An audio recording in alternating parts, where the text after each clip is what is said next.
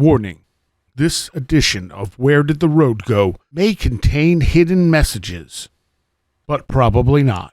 This month's Where Did the Road Go is sponsored by the following awesome individuals: Greg Ross, Allison Cook, Super Inframan, 36 Dingo, and Michael Friske. Thank you so much for helping make this show possible. Transmission start. Welcome to Where Did the Road Go? Join us as we wander off the path and explore lost history, consciousness, the paranormal, unexplained mysteries, alternative thought, and much more. We are present on the web at wheredidtheroadgo.com. Now here is your host, Soraya.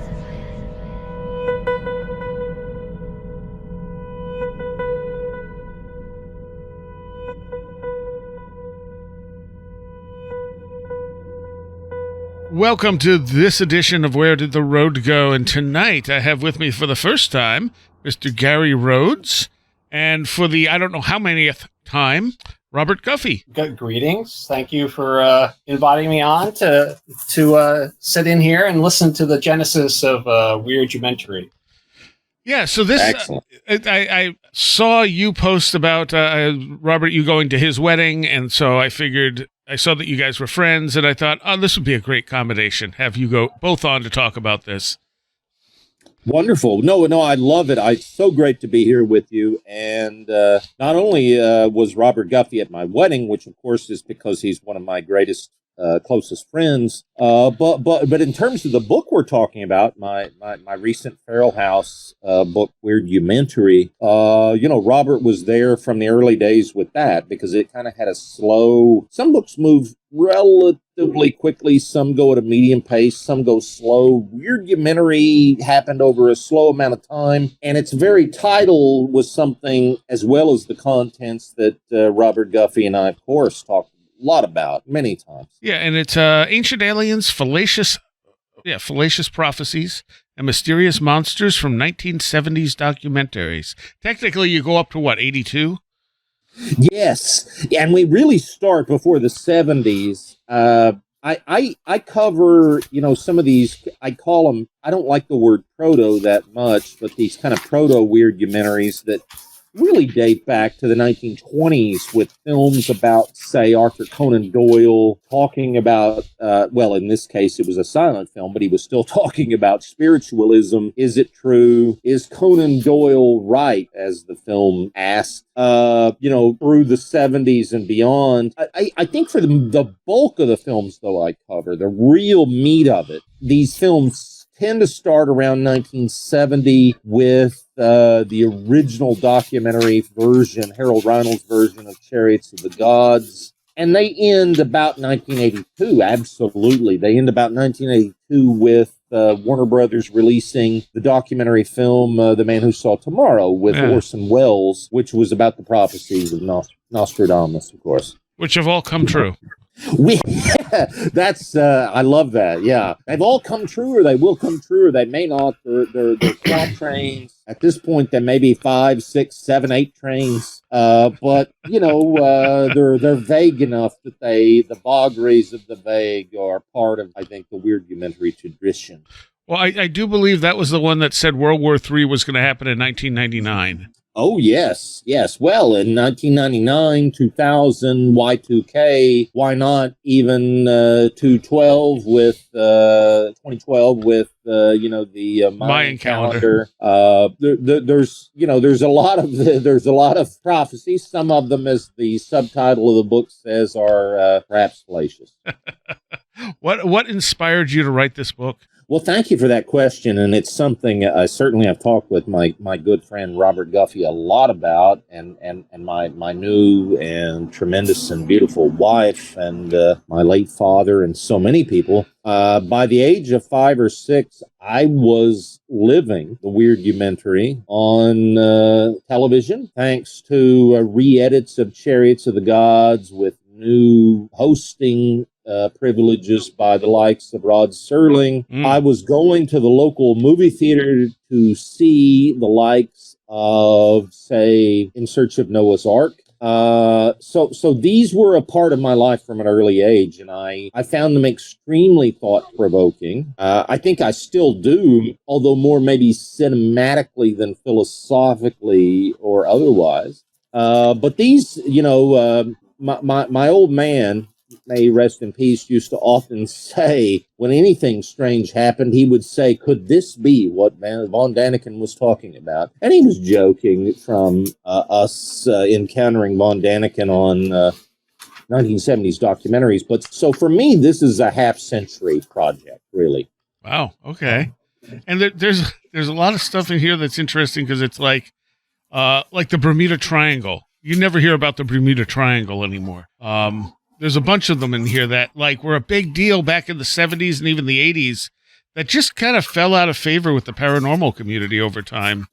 Absolutely. These were biggies at the time. And, the Weirdumentary, as I call it, which is, of course, a kind of a concoction, new word I've created. I suppose writers always like to create new words. Weirdumentary coming out of documentary and the word weird for some of these subjects. There were a number about the Bermuda Triangle, including, of course, the Devil's Triangle, which, like so many of these, featured a famous narrator, in that case, Vincent Price. Perhaps the one that made the most theatrical runs was the one from Sun Classic called Charles Berlitz's Bermuda Triangle. Right. Based on the book by Berlitz and with narration by Brad Crandall. All these things we don't hear as much. The Bermuda Triangle seems to, like so many things, scientifically, pseudo-scientifically, the God particle in the earlier 20th century, 21st, I should say, century, and so forth. They become a little less glittery with time. But yeah, the Bermuda Triangle had quite its run in the 70s. Yeah. And was, at the time, as a little kid, quite spooky and fascinating. The Bimini Walls remain kind of interesting to some of us. Yeah, totally. Archaeologically, even if they're more of a natural occurrence rather than man-made. But the Bermuda Triangle is one of these sections of the book that I look at closely because there were a number of films about it. There really were. Yeah. Oh, it was a very popular subject back then. And Robert, feel free to jump in whenever you want.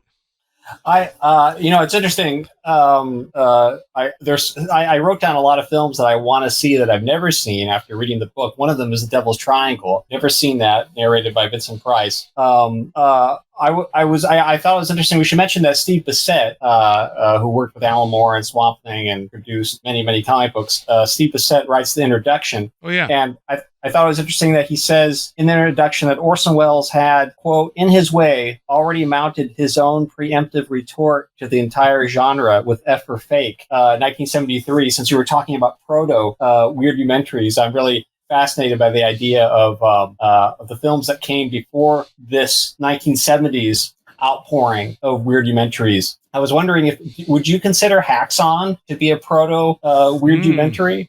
Oh, absolutely, Robert. I definitely would. And here, of course, we're talking about Benjamin Christensen's film of the early 1920s about the history of witchcraft. It was actually called in the English language, some of us will know, Witchcraft Through the Ages, including when it was revived on college campuses in the 1960s.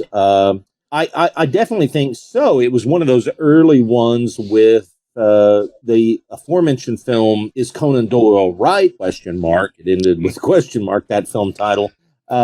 Through a handful of films of the 30s, 40s about everything from Haitian zombies to Nostradamus. In fact, are these things real? Might they be real? Into the 50s with flying saucers and so forth. The 60s with the dawn of the Mondo film movement. A lot of us will remember Mondo Connie, and perhaps its even more famous theme song, More, that everybody from Frank Sinatra on down recorded. period. But I think Haxan, yeah, I think it's very much one of those. Of course, this is the film a lot of us keep going back to, the Benjamin Christensen film. It's probably streaming, I think, even now on HBO Max. It's a film that inspired, well, so many of us, including friends that worked on the Blair Witch Project. Their production company, Eduardo Sanchez's production company, was actually called Haxan. So yeah, I think that's very much part of it. This kind of idea that if you can do a documentary about a subject, or if you can do a fictional film that seems documentary-esque. Many years ago, I did a book with John Paris Springer called Docufictions, and that name has kind of stuck at a lot of international film festivals. Much more popular, admittedly, would be the term mockumentary. But these kind of terms that try to pin a nonfiction veneer to what is indeed fiction. There's been a long history of these, and Haxan in the 1920s is clearly one of the earliest. So a fascinating film. I think in a lot of respects a very disturbing film. It's one well worth a flutter for viewers who haven't seen it. But yeah, that goes back to, along with the Conan Doyle film, really the roots of a lot of what I try to get at in this new book. And the 1960s version was narrated by William S. Burroughs. Absolutely. Most of us, including myself here, most of us in the English language in today's world, especially those of us that encountered the film, whether it was in the 60s or the 70s or even later, some of us like myself in the 90s on home video, we heard the Burroughs version, meaning that version that passed around college campuses, and finally to home VHS with narration, by, of all people, William S. Burroughs, coming out of earlier texts like the infamous Malleus Maleficarum, the Hammer of the Witches, right. Which here's a nonfiction book, but is it really nonfiction?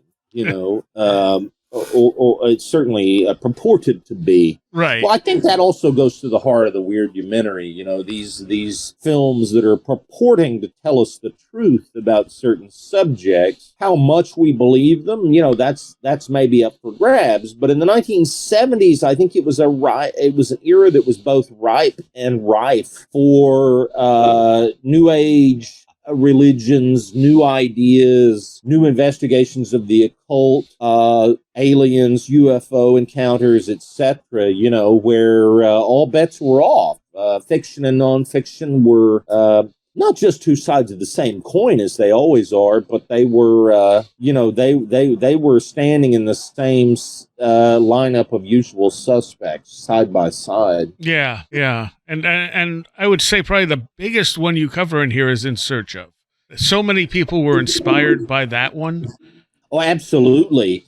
I think three things. The way I describe the Weirdumentary, it's really three ingredients. I was talking about my beautiful bride, my new wife today, about cacio e pepe, which is this great pretty ancient pasta recipe that's really, pecorino romano and pepper, black pepper, simple ingredients, but ancient, tried and true, continues to this day. For me, the Weirdumentary has three ingredients. One of them is the weird topic, whether we're talking about ancient aliens or UFOs or Bermuda Triangle. But the other two ingredients for it to really be the kind of Weirdumentary that I'm talking about in the 70s, which amazingly, so many of these played theatrically, not just on TV, but really successful theatrical releases. But the three ingredients, okay, so you've got a weird subject, UFOs, weird Bermuda Triangle, etc. But you also have, secondly, you have a lot of reenactments, dramatizations. This really comes in about 1972 with Legend of Boggy Creek and Charles B. Pierce, the great filmmaker. Maybe these are low speed, maybe these are low budget, but people like Pierce made up for it in the 70s by trying to make them what we would now call mockumentary style or docufiction. by, handheld camera, natural lighting and everything, make the dramatizations, even if you're with not the greatest actors or props, but make them more intense by filming as if they're a documentary. But the third of the three ingredients, this goes beyond cacio and pepe, would be, you've got to have a great narrator. Yeah. You've got to have a great voiceover actor. And so when you so smartly, importantly mention In Search of ... as the great series always had that 3-dot ellipsis, that was, of course, a series narrated, not just voiceover, but on camera by Leonard Nimoy. And that's really the third ingredient of the Weirdumentary, I think, in the 1970s, is you've got to have a great narrator, usually on camera, not always, but usually. Sometimes that narrator would be somebody already known for, usually it actually would be somebody already known for the strange, the unusual, the bizarre. So narrators on camera became people like Rod Serling, like William Shatner, like in the case of In Search of, like, of course, our old friend, the greatest of all Vulcans, Mr. Spock, Leonard Nimoy. Yeah. It's interesting. I was talking to Tessa Dick several years ago because she had a radio show called Ancient of Days, and she was interviewing me about Camellia. And she mentioned that when she and Phil Dick, her late husband, the science fiction writer Phil Dick, that they would watch In Search of. And I asked her, I said, was Phil Dick, he wasn't familiar with like John Keel, was he? And she said, oh, no, he was. And she said that he also had like phone conversations with Brad Steiger of all people. And then she mentioned that she and Phil would watch In Search of, and she goes, they were always so disappointing. and I thought, well, of course, if you're Phil Dick, the weirdness that's going on in Phil Dick's head, and you turn on Leonard Nimoy talking about the Loch Ness Monster, that's going to be disappointing. But Gary and I are the same age, and I was watching In Search of probably at the same time that Gary was watching it, and it was enormously impressive to me as like a 5-year-old. I found the episodes about Bigfoot to be extremely frightening. And I thought it's interesting how I just yesterday, to prepare for this show, I showed my wife The Legend of Boggy Creek, which she'd never seen before. Oh, yes. So she was fascinated by three things. She was fascinated by the cinematography, the time capsule nature of it, and also the blurring of fact and fiction. And so it's what's fascinating about these 70s Weirdumentary is that you can't call them mockumentaries. It's not like this is Spinal Tap. Right. Yes. On the other, like in Legend of Boggy Creek, they do a lot of interesting things in that film. And I don't know if it's intuitive or if it was strategic, but I remember hearing Richard Matheson talking one time about when he writes a horror story, whether it be a short story or a novel or a film, he likes to start slow, and he likes to establish the setting and the characters, and maybe nothing weird happens for the entire first act. Like if you see Burn Witch Burn, which Richard Matheson co-wrote with Charles Beaumont, it's the whole first act, nothing odd happens. And then, so when something supernatural does happen, you believe it because you believe that these characters exist in the real world. And Legend of Boggy Creek does that same thing. It first establishes this little small community. The little boy runs in and says there's something weird, this monster out on the farm. And then there's a skeptical sheriff who's like, just go home and tell your mom I'll be there tomorrow. He's like laughing about it. And so the first scene is sort of establishing these characters, and the whole thing moves very slowly. But then there's a moment where, and you get this like wonderful cinematic shot of the of a riverbed and a creek and the forest, and there's an old man there fishing on one side of the screen, and then the other side of the screen, suddenly this dark figure like emerges from behind the rocks, and there's no music, there's no like stinger or anything. It just happens slowly, and suddenly your eye moves over to the screen. You see there's this presence there that wasn't there a few seconds ago, and it's extremely ominous and eerie, even though it's just a very simple effect. And then you get these captions that introduce each character by name. And then if you look at the credits, they're talking about this the family, and I can't remember the name that they used. It was like Treewell or something like that. And you see that the actors playing the characters have the same last name, but not the same first name. Yes. So it's like, wait a minute, are family members portraying Yes. the people who originally told this story like 20 years earlier?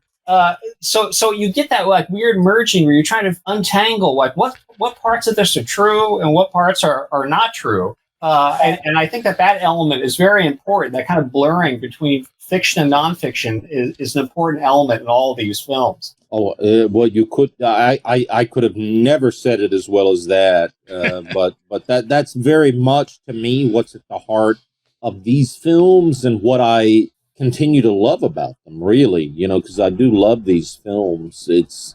It's not something where I, in years past, people like Robert and myself would know of, say the Medved brothers and Golden Turkey Awards and making fun of bad movies or, so bad it's funny or whatever. No. That's not for me what the Weirdumentary is about. It's about this convergence of fact fiction together, the intermingling, and a kind of a joy. Maybe it's a multiple definition of the word joy, but it's really a joy from this convergence of fact and fiction that Robert has so acutely defined there that make us love these films rather than say, I would never want to make fun of them, even if I don't necessarily, from a nonfiction standpoint, as a scholar, believe in them. Yeah, they're fascinating and they're enjoyable. Also amidst all of these odd hybrid films, occasionally you'll get an actual documentary.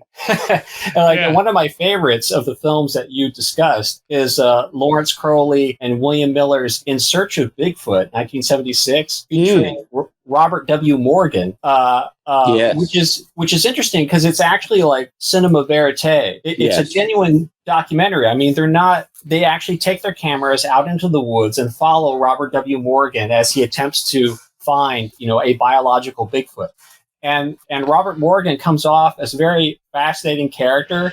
He's like this type A personality. He's obsessed with this one particular topic. But you can tell he has some sort of like almost military like background about him. And you get like an origin story. He on camera early on tells his experience of seeing a Bigfoot when he was a child. And then they do this amazing, wonderful thing where they have almost like a Mission Impossible beginning where they introduce each of his team members and they all have a different specialty. And it's completely different from, say, recent like Netflix documentaries about these same subjects. For example, and Soraya would know this very well, the recent documentary that Netflix did about Carol Rainey and Linda Napolitano, where they actually distort reality. Yeah. It's not a document. They're not documenting something. They're coming in with a pre-imposed script and asking the people to,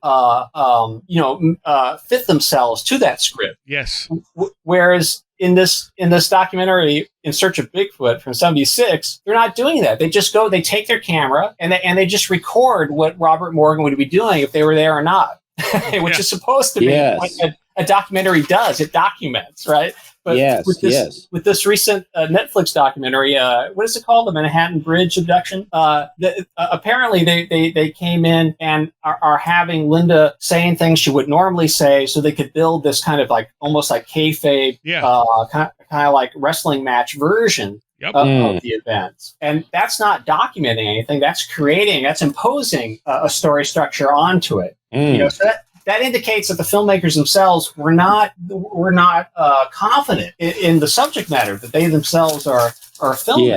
Yes. So they feel they have to make it more interesting. But this film, In Search of Bigfoot '76, they're not trying to make it more interesting. They just go in and they film what was there. Yeah. Yes, absolutely. And for me, this is what's incredible about the period. Now, I can say, as you have, as I have, as I will repeat, we were youngsters at the time in the 70s, 4, 5, 6, 7, 8, watching these films. But I don't want that to dismiss them entirely, at least as you rightly say, in their impetus. It's an impetus that I think is sometimes absent in the hard sciences today. At least at the highest level, and what I'm getting at is the what you call naivete, and I would use the same word. I would agree completely. But the naivete, that should be the naivete of a scientist thinking, what's out here? What's going on? Let's document it. Let's research it. Let's record. Let's find out. Let's see what we can learn. That kind of wonderful naivete, which I think is so often absent in this rather cynical and AI-driven, etc. period of the 2020s. That was really such a great thing in the 1970s with these films. Let's go out here and let's not, maybe we think there might be a Bigfoot, maybe we don't, but we're just going to go out here with questions. Asking questions is really at the heart of these weirdumentary. Sometimes that can be used for devious purposes, the old line, well, I'm only asking questions. However, I think with a lot of these weirdumentary, as Robert's pointing out, this is really what was so joyful about them. Let's go out here and let's go out here with some cameras. Let's make a film. And, what happens, what doesn't. And, we're trying, right. We're trying to determine what's going on and to record it, obviously, because it's film, but we're trying to record what's going on. Let's see what happens.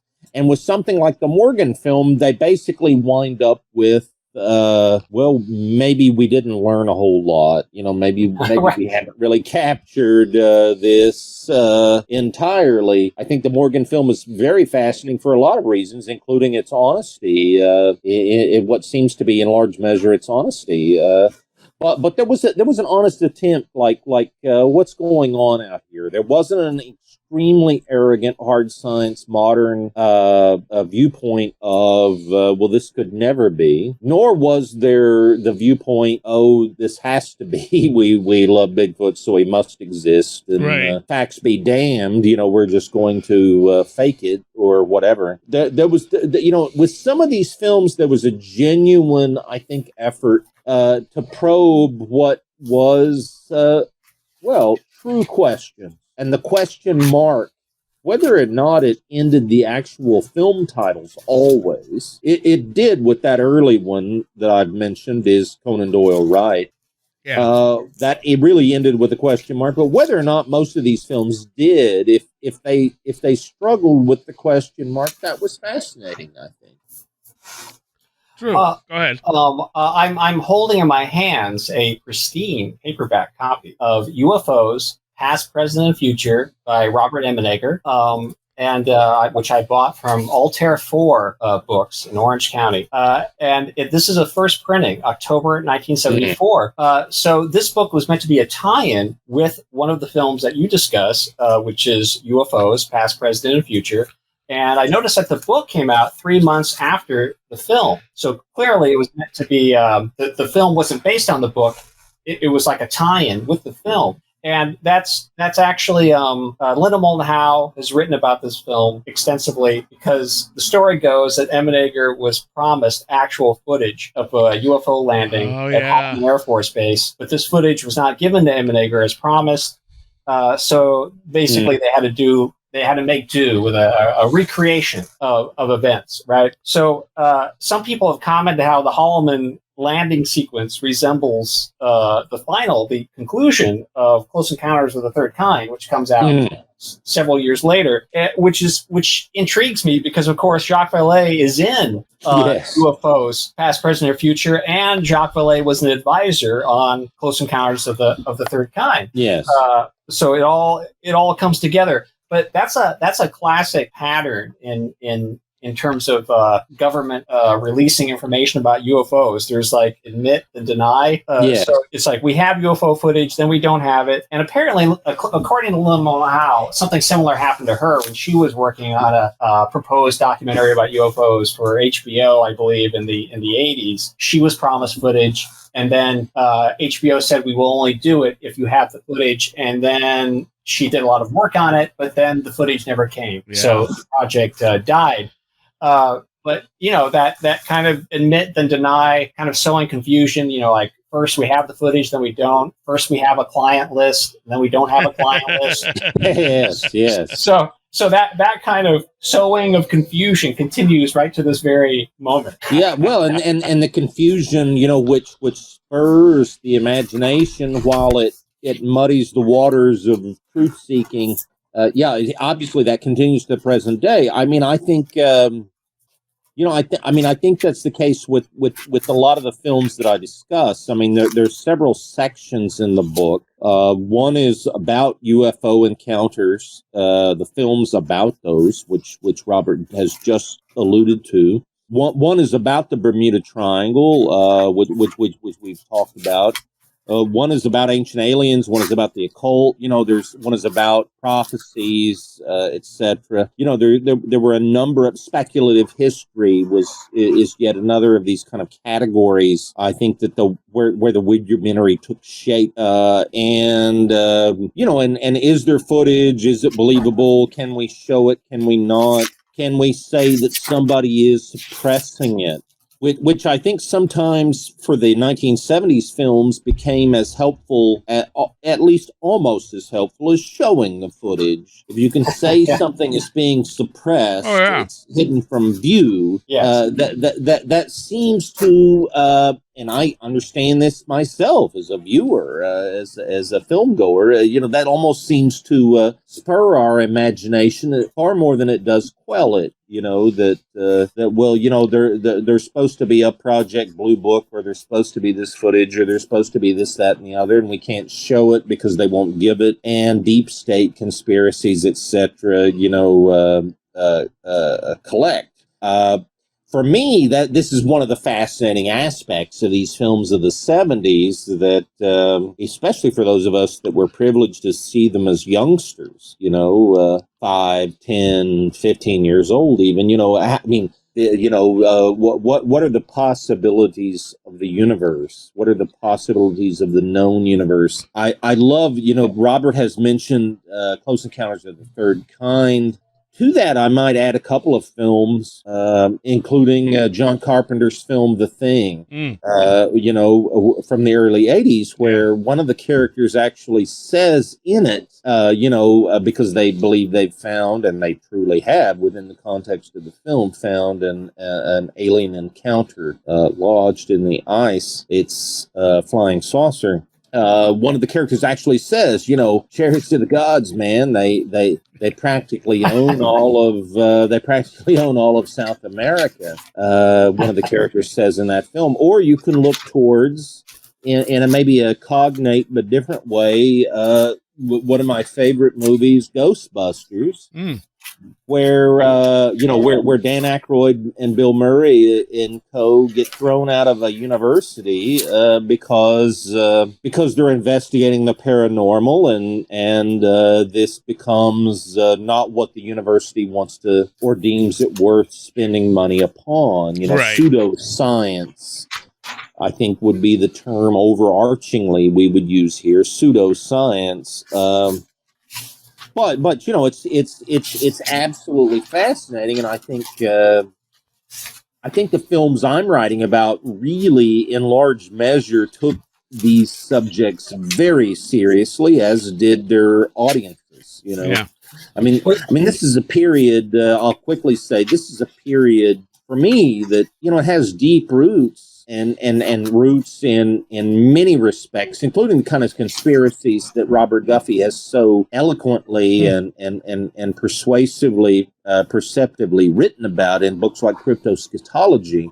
But it also, I think, has roots most specifically this period I'm looking at in things like 1968, because 1968 was the first year that most American English-speaking readers read about Chariots of the Gods, or read the very book, Chariots of the Gods. Yeah. That was also the same year that they saw Stanley Kubrick's film 2001: A Space Odyssey, which really, though I don't mean to suggest it was inspired by Von Daniken or vice versa, but 2001: A Space Odyssey really suggests the same thesis, which is, the black monolith, the from Australopithecines to the end of the century, the millennia, these monoliths were planted by ancient aliens, guiding what became humans to a next stage in evolution.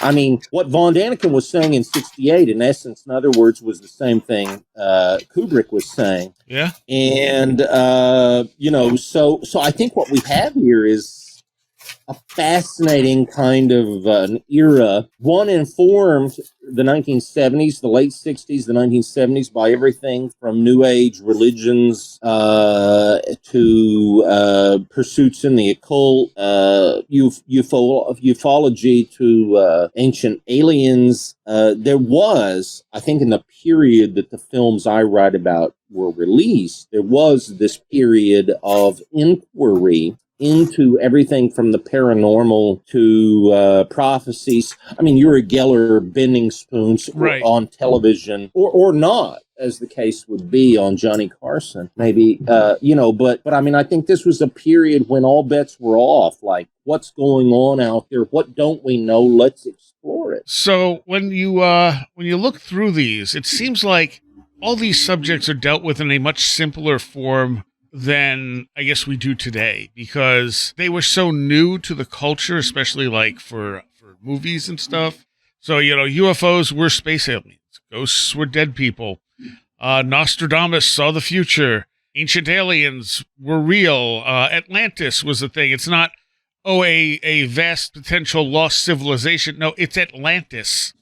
And I think and Bermuda and Devil's Triangle, these are the two spots everyone disappears in, which may or may not actually hold water. Did this stuff just kind of fade out in the 80s for the most part?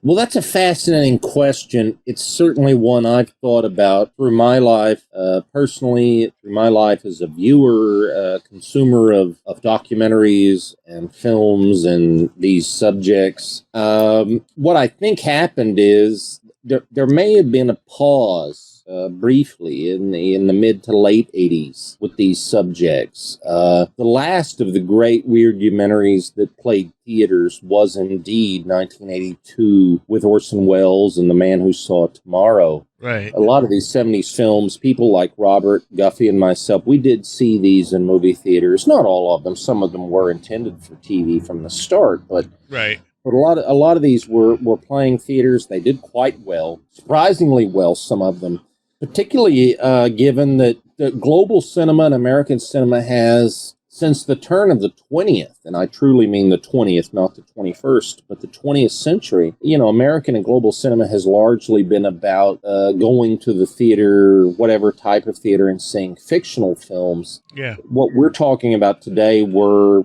quote nonfiction films, certainly the auspices of documentary, playing theatrical releases quite successfully over and over again in the 70s into the early 80s. But after that film, The Man Who Saw Tomorrow, these subjects do take a bit of a back seat for a few years, but from the 90s to the present, these films, these subjects, let me say it much, much more appropriately that way. These subjects, not these old films, some of which now might inspire everything from nostalgia to titters, But I think these subjects, meaning ancient aliens and etc., from the 1990s to the present, have populated what we would have earlier called cable TV to what we would now call streaming. One way I think to see this that to me is fascinating as both if I have to be Gary Rhoads PhD, Dr. Rhodes, or a film historian, or if in my druthers I would be Gary, the small town movie fan, I would say by 1975 William Shatner is narrating a film called Mysteries of the Gods. At the present time, 50 years later, a half century later, truly, he is presently,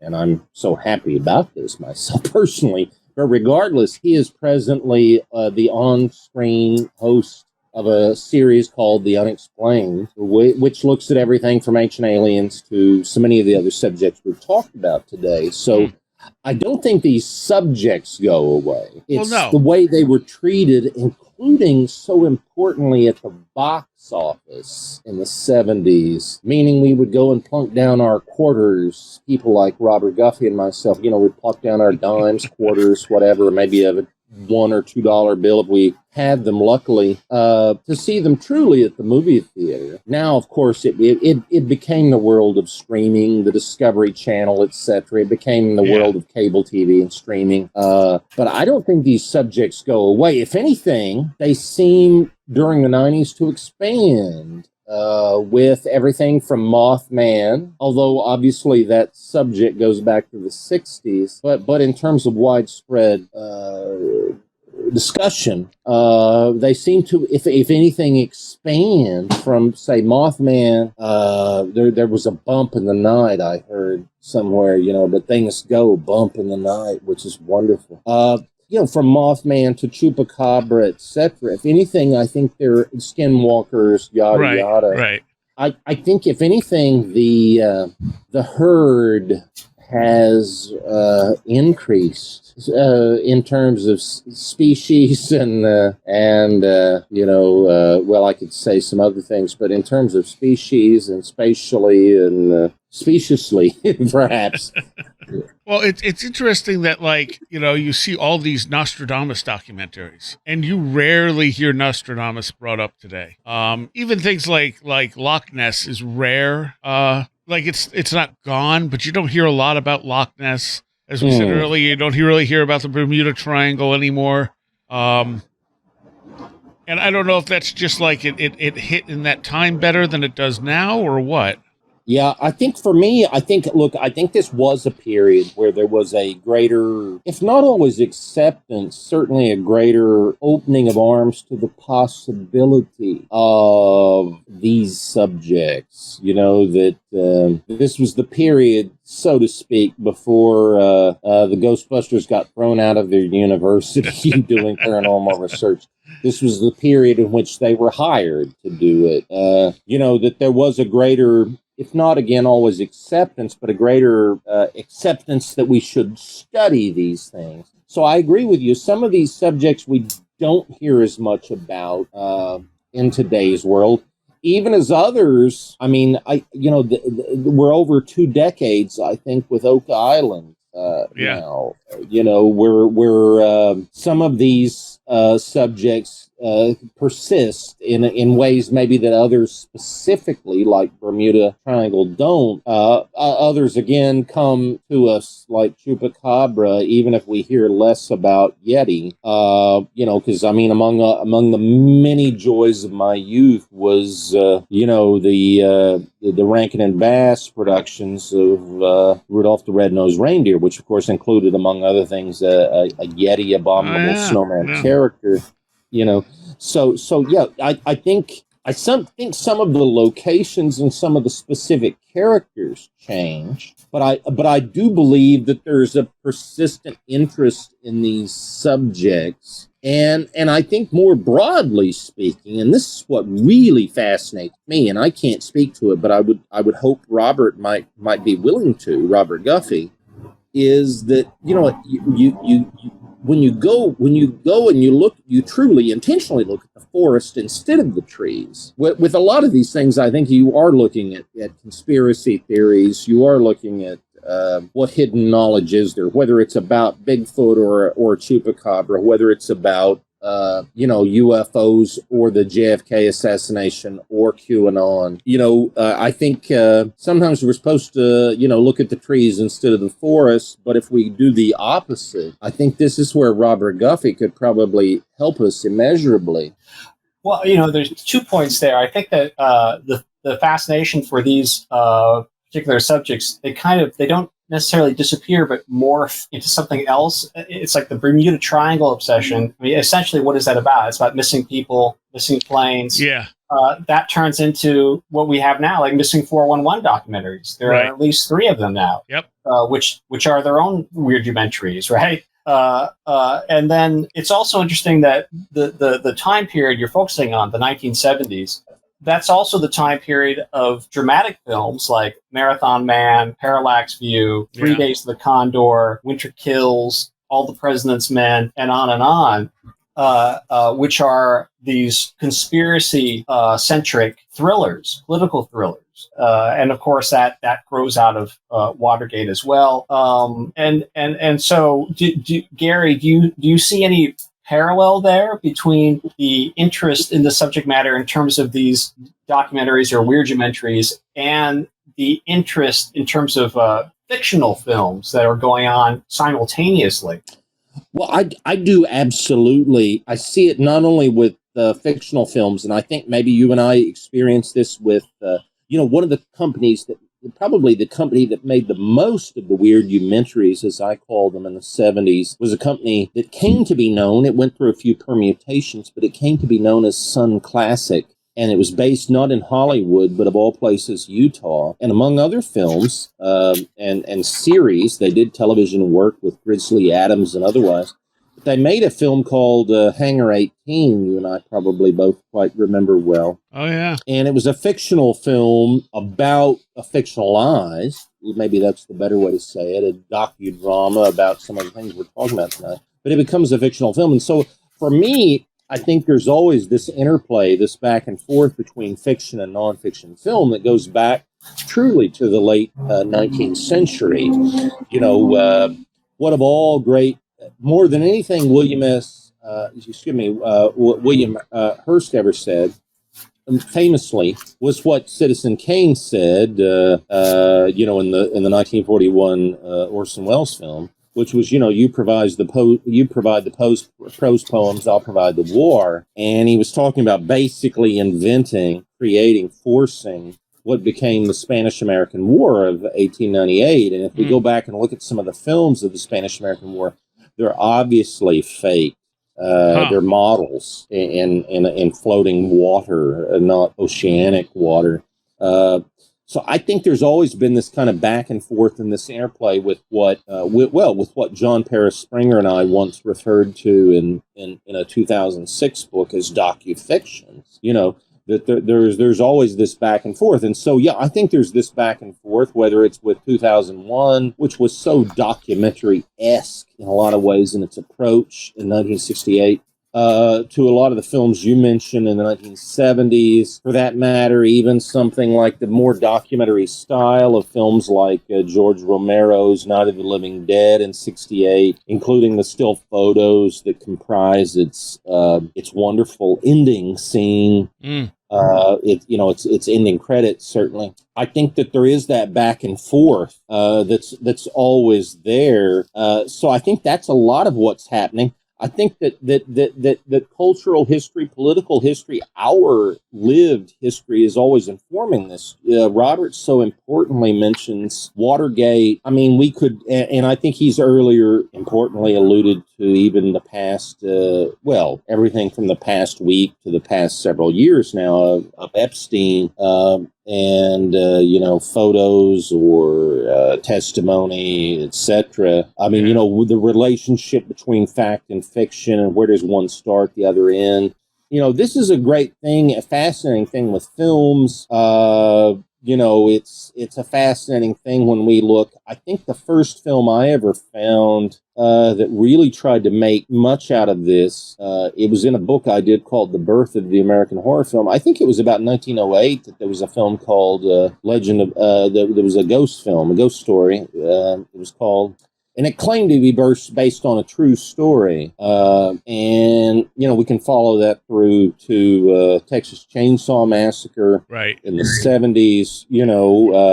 This really happened. This is based on a true story. Just a couple of nights ago, my recent beautiful bride and I were watching American Hustle, the David O. Russell film, which starts wonderfully, beautifully, fascinatingly with something like some of this is based on a true story, So there's always this, and what's true and what's not, and what can we perceive to be true, what can we rely to be true. I think this is an ongoing, fascinating issue, but the one feeds the other, definitely, not only the minds of, say, screenwriters or novelists. I mean, Robert Bloch was somebody I met as a child, and he talked to me about how the Ed Gein case inspired him to write Psycho, which in turn inspired Tobe Hooper's Texas Chainsaw Massacre I've mentioned. But nevertheless, I mean, the other way of looking at it is, where does one stop, the other end? How much can we perceive of one versus the other? I mean, this is old school stuff, but I think it remains fascinating because, one or more minutes is missing from the Jeffrey Epstein prison footage the night of his death. Right. If a little footage is missing, well, if I'm in the desert needing water, it doesn't take much, a few drips and drabs, and all of a sudden, so these are fascinating things. These are fascinating stories because if you even if a minute of footage is removed innocuously from something that's say 12 or 24 hours, it obviously feeds the questions. Yeah. And that's where I think, I began much earlier, and I think we could still be, which is certainly my subject, the Weirdumentary in the 70s. It was about asking questions. Eric von Daniken himself once proudly proclaimed the sheer number of questions his book, Chariots of the Gods, asked. Now, of course, questions can be leading and etc. Sure. But nevertheless, so many question marks. What if, in search of, these beckon questions. And the questions often are more fascinating, more provocative than the answers, I think. And when you mentioned the based on a true story, one of the things that comes to mind is Fargo, which was not really based on a true story. But then you have the woman in Japan who believed it was based on a true story, believes she knew where the thing was, and that whole thing just ends up in tragedy. Yes. Well, we could look at the horrifying, terrible case over the Slender Man. Yeah. Creepypasta online. Shall we call it a legend or myth? Certainly, it's a fiction. But you end up with a couple of young friends who end up trying to kill a third friend. To sacrifice them. Perhaps more fascinating, and yet I don't wish to be glib at all with this kind of a situation I'm talking about now. Perhaps the most fascinating, and yet I will hasten to add, importantly, like in underlined boldface italics, tragic, horrifying, terrible, truly situation is where you end up with a couple of young people who are trying to kill a third friend because they so truly believe in the Slender Man, and that if they kill somebody else, they will become more heartened to the Slender Man's bosom, Yeah. Well, one of the things that you don't have in here, and it probably doesn't quite fit, but would be the alternative 3, pseudo-documentary. Well, I'm intrigued by your comments, so please, if you can, please do elaborate. Oh, are you not aware of this? Please, no. Well, if I am, I'm not tweaked on yet. Please tell me. What was the third alternative documentary first broadcast on television? Yes. It wasn't. Yeah, it was broadcast on television. It was presented as a real thing. Right. So, Gary, did you most of these are actually feature? They were released in theaters. Yeah. No. I do follow you now. I follow you, and I think that this goes back to everything from the moon hoax and the balloon hoax of 19th century press.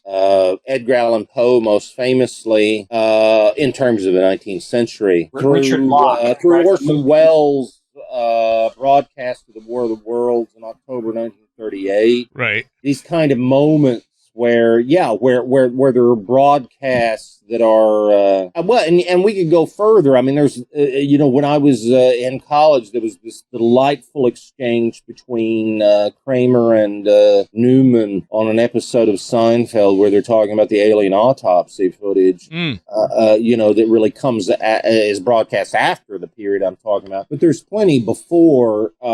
And I think in terms of what we would call broadcasts, certainly the most famous, the most infamous would be the Welles. Oh yeah. War of the Worlds, the Orson Welles War of the Worlds, based on the H.G. Wells, of course, different spelling of Wells, from October 38. But I think those kind of circulate back to everything from the balloon hoax and the moon hoax of the 19th century through H.L. Mencken's very fake intentionally fake, satiristic, but still to this day quoted as if it's real. History of the bathtub in America. So I think there's a lot of that. I think it's fascinating. For me, again, I think what Robert's pointing out, Robert Guffey here with us, is for me what was fascinating in this particular book are these films that actually made it to the box office. I mean, of all of the things in the world that should be at the box office, certainly some should be documentaries. Whether they're about anything from, say, global poverty to particular diseases that we might be able to help quell, to stopping arms races, peace, etc. For the 1970s instead to, like bees to a hive, collect so much attention instead at the box office, at the movie theater, to these weird subjects. To me, that's fascinating because most of the time we know, I mean, there's rare exceptions. Some of us, probably the three of us and probably most people living, that are listening and living, hopefully, would think of, say, Michael Moore's films, Roger and Me, or Healthcare, or this or that. But I mean, or Al Gore and the environment or whatever. I mean, it's rare that nonfiction shows up at the box office. True. And that's true. That's really true since, I would argue, definitely since 1902. I think it probably happens by 1900, but I definitely think it happens by 1902. And it certainly happens, we can say, by the second half of 1905 with the rise of the American Nickelodeon Theater, where you paid 5 cents. You went in initially for about 20 minutes, sometimes in the later Nickelodeon period for longer, of course, maybe 40 minutes upwards, to see short films. What did you watch? Well, the quickest way to say it right at this moment that would be salient would be you watched fictional films. I think, Edwin S. Porter did this. Charles Musser has so, I think, unequivocally, definitively made that case in his work on Porter. But I think even earlier with the huge success of Georges Méliès, who becomes the subject as played by Sir Ben Kingsley in the film Hugo by Martin Scorsese. Georges Méliès, the historical filmmaker, the figure. He makes fiction, and all of a sudden the interest in nonfiction images of everything from waterfalls to countrysides we couldn't see because maybe we didn't have jet travel or the money to go on European excursions or to here, there, hither and yon. However fascinating nonfiction images can be for us, even at the moment, that fiction takes the pole position, it takes the driver's seat. Nonfiction, with the rare exceptions, whether it's Robert Flaherty in the 1920s with the likes of Nana to the North, or whether it's, maybe Michael Moore at the end of the 20th century, the early 21st, with a couple of films, documentaries are rare at the box office. Yeah. Yeah. And I think this would be what I believe, my old pal Robert Guffey and I would see as interesting about this period. These films over and over again, they're playing at the regular movie theater. They're playing even in my small town at the movie theater in a way that would simply be a quicker way to say all the scholarly palaver I just did. A quicker way to say it would be, I mean, my hometown didn't see documentaries at the movie theater for decades.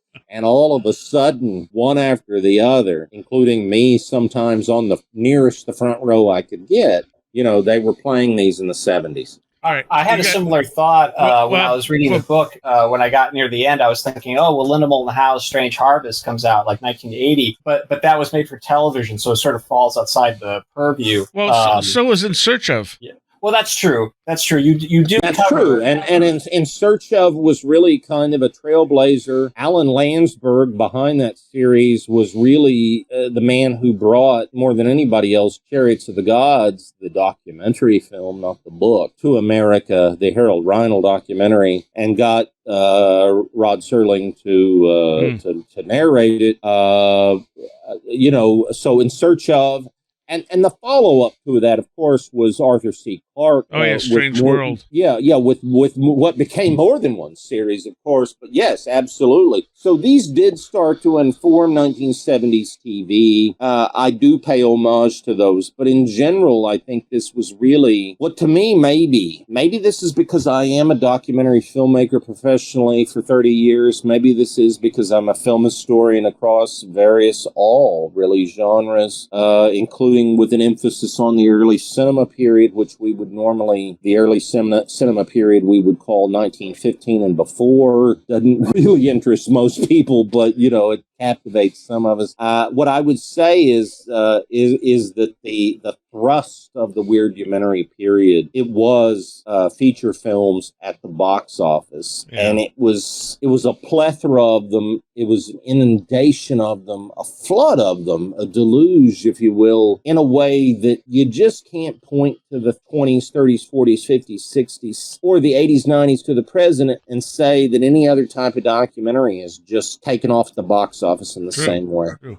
We got to take a quick break. We'll be right back. Some quick contact info and a recommendation. Contact info is wheredidtheroadgo.com. Everything can be found there, including a link tree, which you can find all of my stuff on, including The Last Exit for the Lost, my photography stuff, all of it. All linked on that link tree. So that's right at the top of the page. You can also become a patron, which helps out immensely. If you like this show, that's what keeps it going.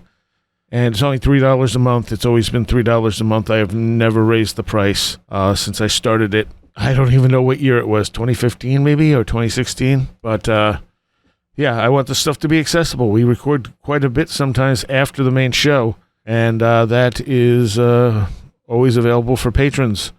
And there's some extra stuff in there. Plus, you get the shows weeks early. You get them commercial free, and there's other bonuses mixed in there as well. So all you need to do is go to wheredidtheroadgo.com. You can also make donations or listen to any show all the way back to the first one right off the website.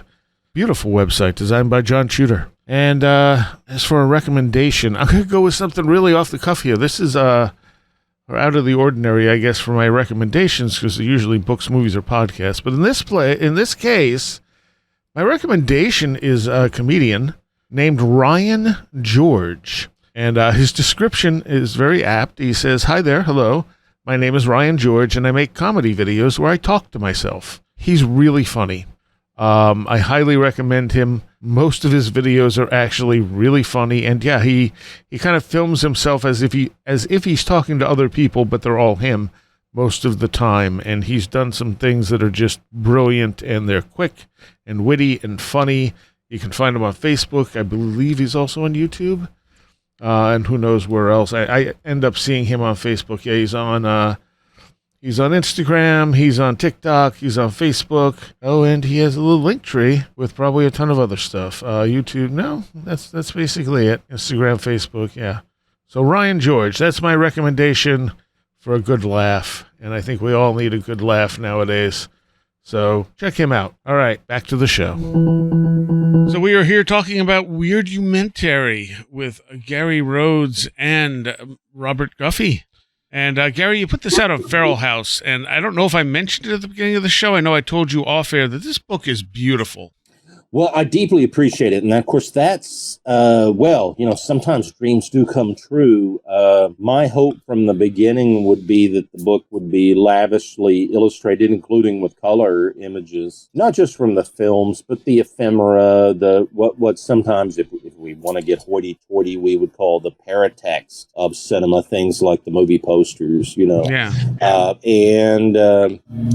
Feral House, I had this wonderfully long relationship with when I'm now 52. When I was 17, I worked with Feral House the first time, 17 years old, as a research assistant on a book called Nightmare of Ecstasy by Rudolph Gray, which was about the filmmaker Edward D. Wood Jr. So my history with Feral House goes back that far. Wow. I couldn't be more proud and privileged to associate with them now. And sometimes publishers, like readers, they really get a book. Sometimes they maybe don't. I don't know how many times J.K. Rowling, had to go to different publishers with Harry Potter getting turned down. Well, anyway, Feral House understood this book, and they understood the need for images, and they understood the need for color images. And the people at Feral House, everyone there, the layout designer, I mean,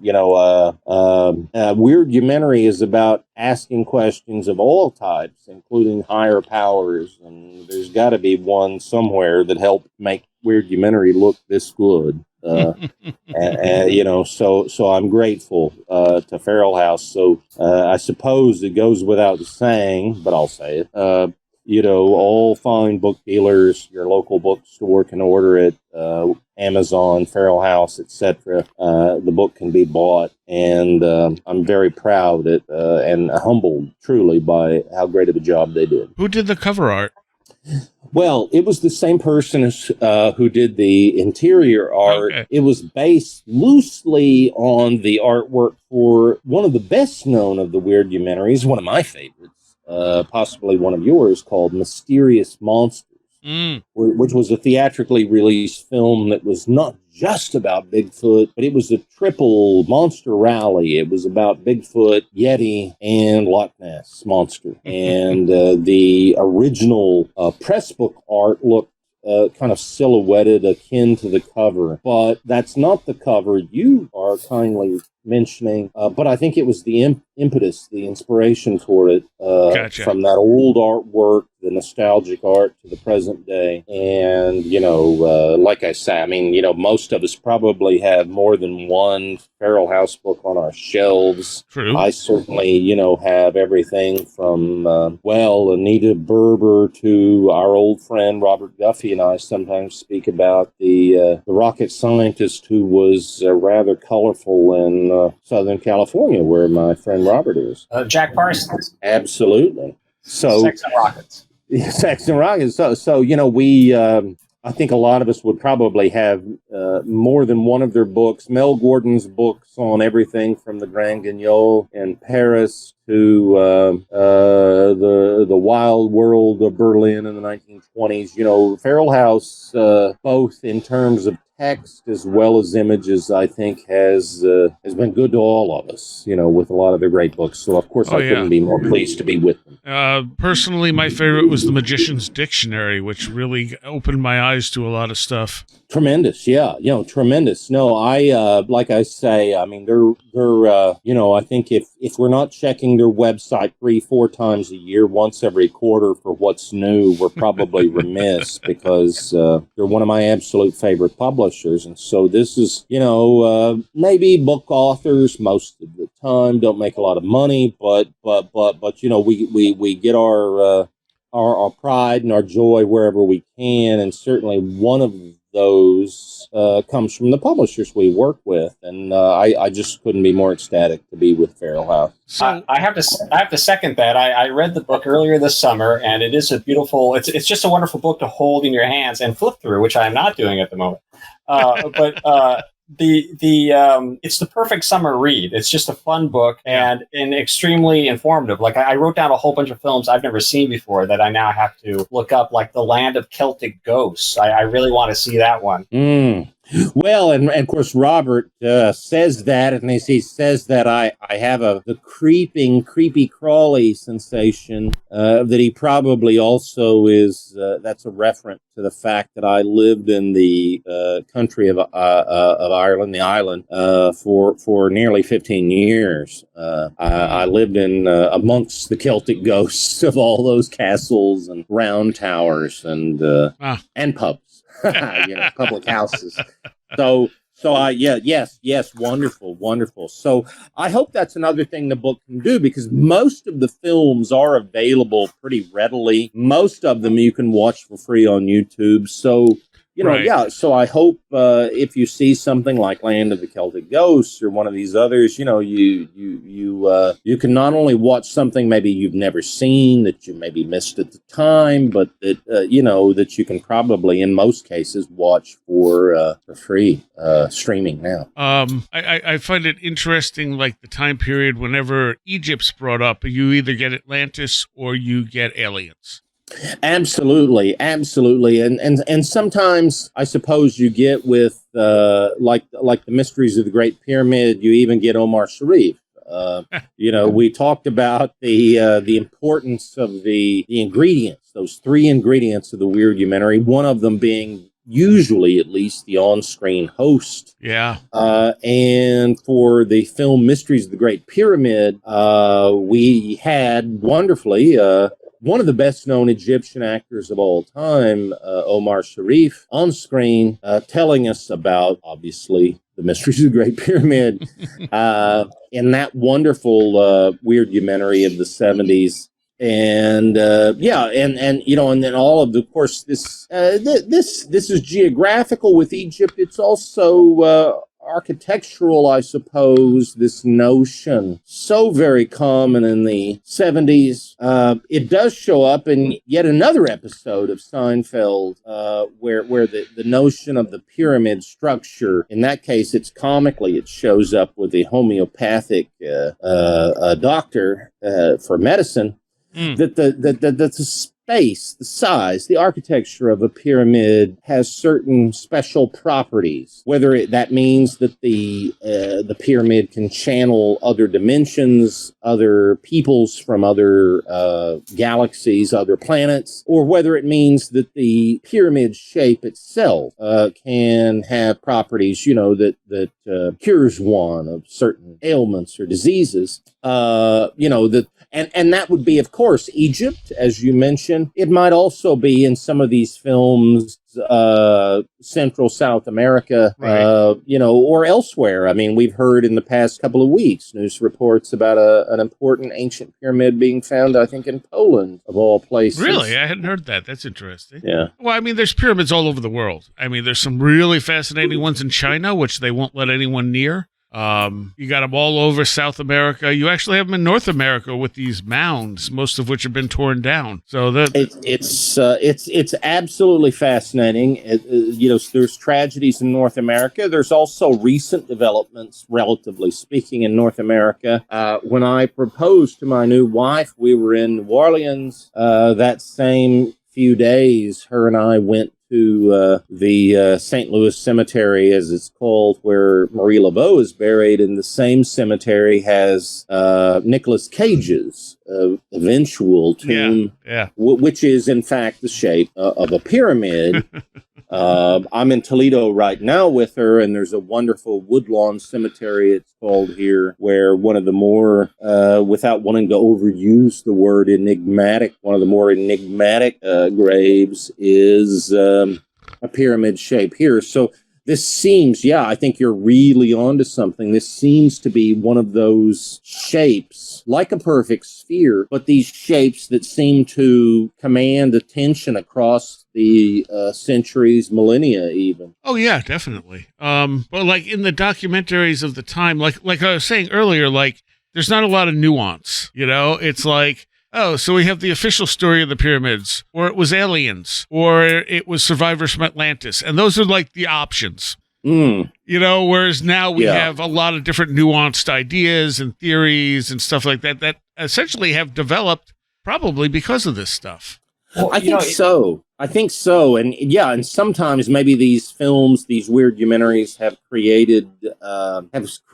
spawned research and intelligence in ways they didn't intend, meaning people looking at these subjects and these places, these locations with more nuance than those 1970s documentaries ever intended. Because I follow you very directly. I mean, I was, when the book came out, I was giving some talks, and I spoke at the Los Angeles Breakfast Club, which is, I think, now a century-old organization in Los Angeles, very, very wonderful organization. And I showed 2 clips from Harold Reinl's Chariots of the Gods, the 1970 documentary, which very much is like, as you suggest, it didn't have the nuance. Right. In the earlier part of the film, they do seem to suggest heavily this was ancient astronauts, as we would now call them. But by the end of the film, and this got, I think, a lot of audience interest at the Los Angeles Breakfast Club, by the end of the film, when Harold Reinl, the director is showing us the Nazca lines,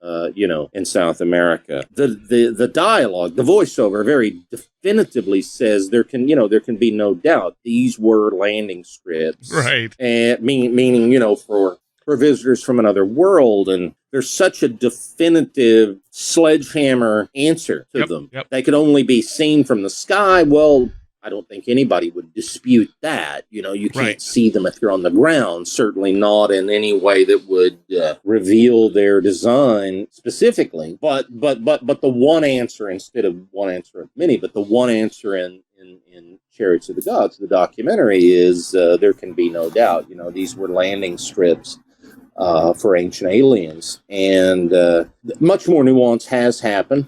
So I think in spite of themselves, maybe some of these films have caused increased study of certain places, events, and otherwise that might not otherwise have gotten the scrutiny,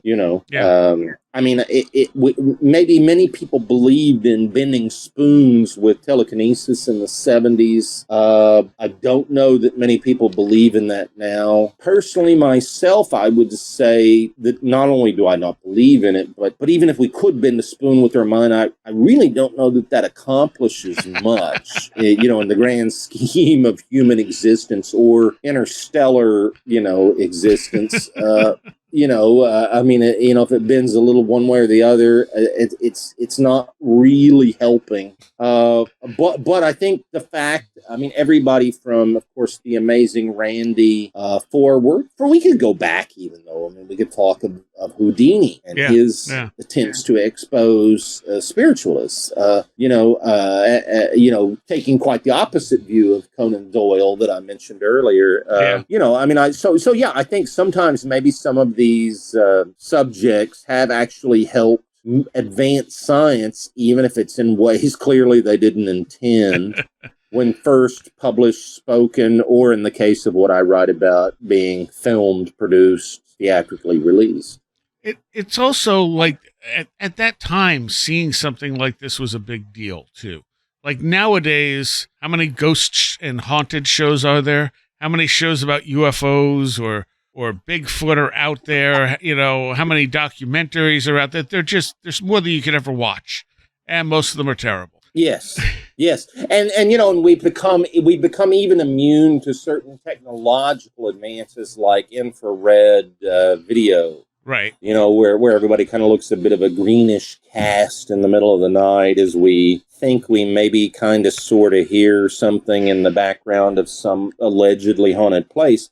No, I think you're absolutely right. There was a finite number of these in the 1970s, and I don't think I don't think even now, but certainly before this century, the 1990s earlier, whether that means the likes of Jurassic Park or if we go further back, Star Wars, etc., including the documentaries we're talking about now, seeing these things on an enormous screen, a huge screen, where whether it was Harrison Ford or whether it was somebody pretending, actually believing that what they were saying was the truth about a paranormal encounter or Bigfoot or so forth. Seeing these people 20 feet tall, 30 feet tall on an enormous screen in that period where our screens were limited, Yeah. Even in the 70s, once we had a TV at home and once the tubes warmed up when we clicked it on,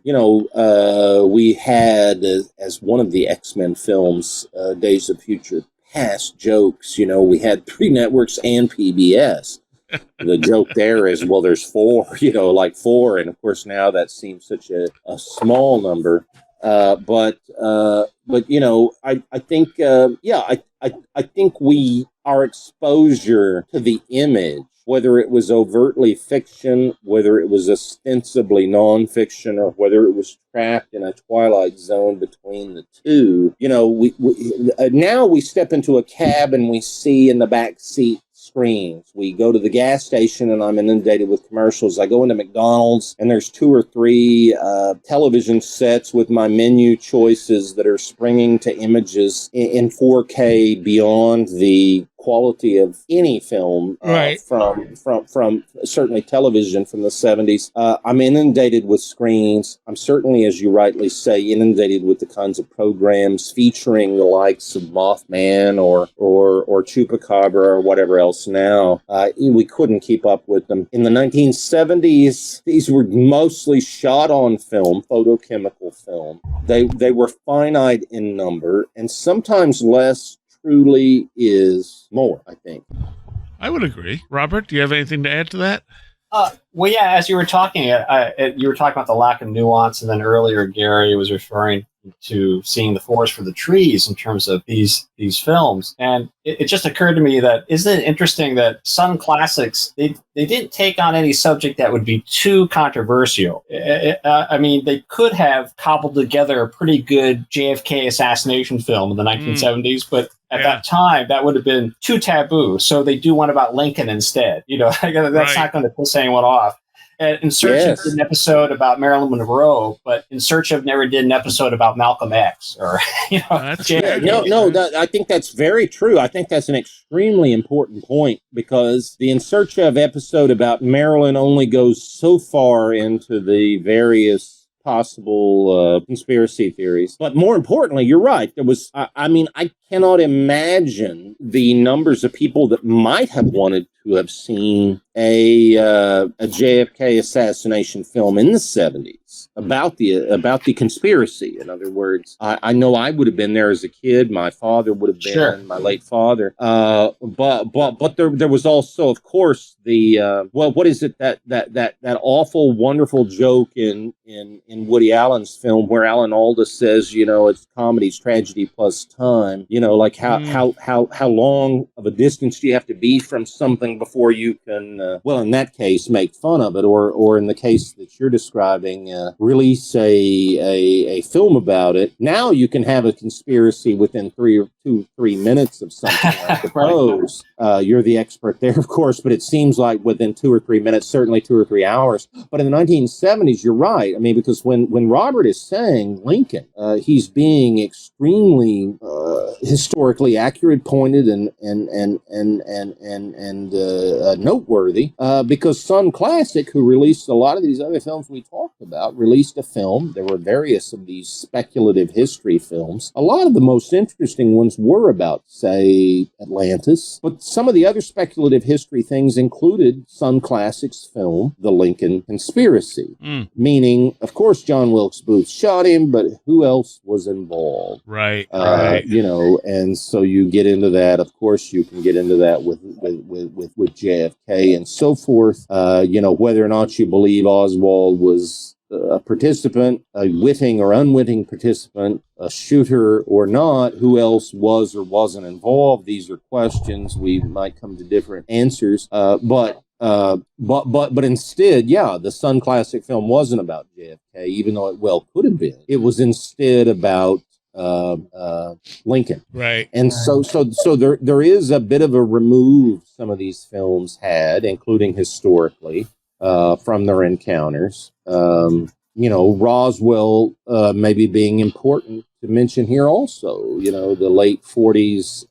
I spoke to somebody who was actually a doctor there, a physician at Roswell at the time once. You know, at some length. Maybe I interviewed him actually about another subject. He of all things, the same doctor ended up being a doctor at the Metropolitan State Hospital that cared for Bela Lugosi in the mid 1950s with that his is a hell of a connection, Gary. That's a deep cut. That's a deep, abrupt cut, but it's true. It's a true cut. At first, he said, "No, I don't want to talk to you because I don't talk about Roswell anymore." And I said, "No, I want to talk about the Metropolitan State Hospital and Bela Lugosi." And he's like, "Well, okay, you know, because it's a different sub." But at any rate, so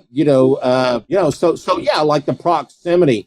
I think there was a bit of a remove some of these subjects had because, you know, we would, well, even in the film, the Sun Classic film, In Search of Noah's Ark, the belief that the ark had been found, the boat on Mount Ararat, you know, these were allusions to expeditions of some years earlier, which I think it still goes along with what Robert's talking about, that this wasn't about what was yesterday in the news. There were no Weirdumentary about Watergate or JFK's assassination or MLK. We've seen the release of the FBI files as we're talking now within the past 24 hours, the full release on MLK's, Martin Luther King's assassination, or RFK, etc. These were at a bit of a further remove, either by a few years, like Project Blue Book, and even then in drips and drabs, or sometimes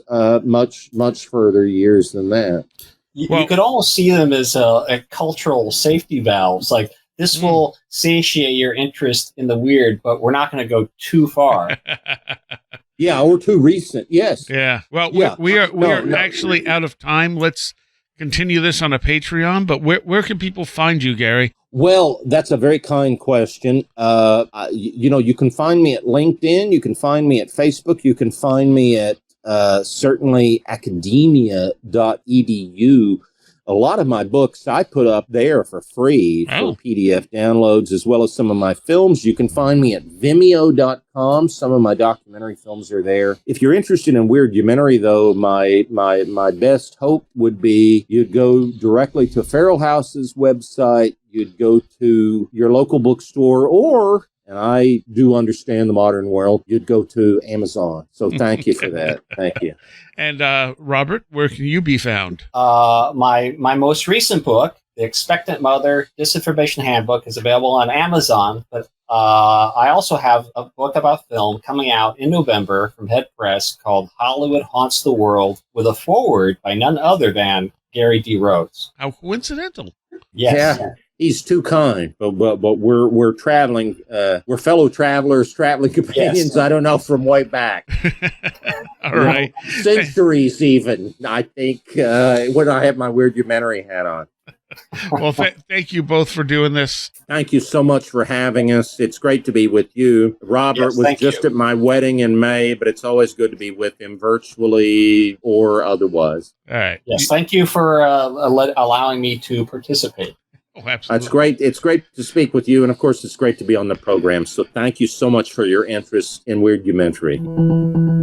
I want to take a minute here to thank all of my Patreons, because without you, this show would not exist. And I want to give a special shout out to those of you pledging $10 or more. Greg Ross, Gantic, Allison Cook, Super Inframan, Trin, 36 Dingo, Tim, Andrew Nichols, Matthew Sproul, Ruth Fortescue, Marthartha, Tyler Glimstead, Christine, Abby Allen, Patricia Guy-Quinta, American Rambler, Andrew Maines, Ann Witowski, Barbara Fisher, Beverly Williamson, Billuminati, Right Rectangle, Charles Davis, Charles in Florida, Land of the Crazy and Communicable, Diane B., MTK, Eric Citron, Eric Todd, History and Coffee, Jay, Jack Huntington, James Lindsay, Janet's Planet, Jim and Sophie, John Mattingly, John Bracken, Jonathan Frost, Carla Mahoney, Kevin Schreck, Cool Kitty, Kristen L., Laser Printer Jam, Lauren McLean, Liam Huddock, Linda from Michigan, Linz Jackson K., MJ Armstrong, Mark Shoemaker, Mark Brady, Mothman Bren, Automation, Paul Jeffries, Perry Peters, Riker and Stark, Ron Dupre, Sam Sharon, Schmooples, Devourer of Mortal Souls, Seed Person, Stacey Sherwood, Strange Stories with the Seeker and Skeptic podcast, Taylor Bell, The Ghost Story Guys, Thunderboy, Veroche K, Victoria, Vincent Trewell, Will Cherry, Will Powell, Annabelle Smith, Caroline Walker, TDT Skunkworks, Colin Karras, Craig Sagastumi, and Matthew Brown. Thank you all so very, very much for the support. There is at least one Patreon segment that's going to come from this show, maybe two, because they had an interesting conversation before we got started and I was recording and they said it was fine to use. So I'll probably put both of those up for Patreons. So if you enjoyed this conversation, there's plenty more to come. I want to welcome some new Patreons. Gantic, The Ominous Clouds. I like that name. That's fun. And I want to thank Ruth Fortescue for upping her membership into the sponsorship level. And I really hope I'm not massacring your last name. If I am, let me know so I can fix it. If you want to become a patron, just go to wheredidtheroadgo.com. Everything is there. There's a big Patreon link. It's only $3 a month. You get extra stuff pretty much every show. I try to do it every single show. You get the shows weeks early. You get them commercial free. You get bonus stuff on top of all of that. Plus, we do AMA shows where I ask patrons for questions. And that's what the show ends up being about, like we just did a few weeks ago. Month ago? Maybe 2 months ago. I have no concept of time. All right. On a sad note, my friend Tamara Lucid passed away a couple of weeks ago. And right around the same time Ozzy and Hulk Hogan did. And she's been on the show only once. And that was back March of 2022. I did not realize it was that long ago. I've known her since the probably mid-90s. I initially met her through, I think, some AOL chats or something like that for her band Lucid Nation. I had no idea she was into esoteric stuff at the time. And then back in 2022 or whatever, a book showed up from Inner Traditions with her on it. And I was like, whoa, what's going on here? And I knew she had been involved in a lot of political type stuff. I did not realize the depth of any of this. I am going to read a little bio here because I can't possibly sum her up. And this is something at least. Tamara Lucid is an American writer, filmmaker, musician, and activist, best known as the frontwoman of the experimental rock riot girl band Lucid Nation. Author of the memoir, Making the Ordinary Extraordinary, My 7 Years in Occult Los Angeles with Manly Palmer Hall, which is what she came on to talk about, and associate producer of the Emmy-nominated documentary End of the Line, The Women of Standing Rock. She co-founded Lucid Nation in Los Angeles in 1994 and has been a central figure in the underground punk and riot girl scenes, performing alongside celebrated bands like Bikini Kill and Sleater Kinney, and releasing more than 10 albums. Lucid Nation has consistently been recognized for its artistic radicalism and its association with experimental and activist movements. Beyond music, Tamara Lucid has made substantial contributions as an author, editor, and documentary filmmaker. Her memoir offers a unique perspective on Los Angeles' occult scene of the 1980s, recounting her close relationship with the renowned esotericist Manly P. Hall and exploring themes of metaphysics, feminism, and punk sensibility. She has described the intersection of punk and metaphysics as both forms of rebellion against societal falsehoods. As a documentary producer, she worked on Viva Cuba Libre, Rap is War, and was an associate producer of End of the Line, The Women of Standing Rock, highlighting her commitment to social issues and activism. Additionally, she co-authored The Magic of the Orphic Hymns with her husband, Ronnie Pontiac, a project bridging historical mysticism with modern interpretations.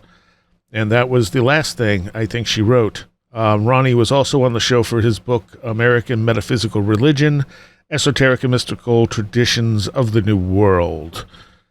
So one of the things Tamara told me when she was on is that I was actually the first radio station to ever give airplay to her band, Lucid Nation. I don't know if I knew that at the time, but that is kind of what I strive to do, is take good stuff and kind of put it out there where it's not, the mainstream doesn't really focus on quality. It's lowest common denominator, what's going to appeal to the most people. I look for the stuff that's different, and that's why I do a music show, a radio show, still to this day when radio isn't as big of a format as it used to be. But, I've known her most of that time, although I haven't talked to her regularly over that time. We, never were completely out of contact, at least, comments on Facebook and things like that. So I was kind of shocked. I knew she was having some health issues, and it seemed like everything was getting better, and then she was just gone. Again, you can go to wheredidtheroadgo.com to hear the shows with Ronnie or Tamara, if you're interested. And really, any show, all the way back to the first one. All right, I will see you next time. You have been listening to Where Did the Road Go? This show is made possible in part from our Patreons, and we thank you and everyone listening for helping us continue this exploration of the strange. You can always find everything Where Did the Road Go related at www.wheredidtheroadgo.com. And thank you so much for your support.